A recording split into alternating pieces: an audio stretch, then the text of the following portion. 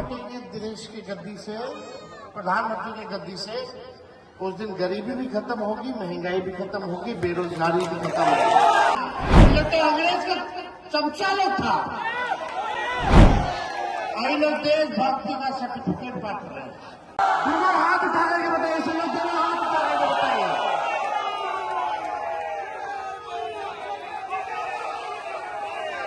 इन लोगों को भगाइए, भागता भगाइए।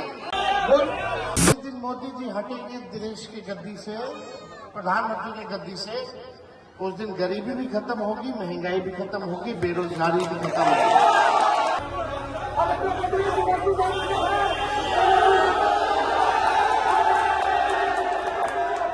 इस देश की आजादी में नागपुरिया वाले लोग कुर्बानी दिया, ये तो अंग्रेज का चमचा लोग था, अभी लोग देशभक्ति का सर्टिफिकेट बांट रहे हैं।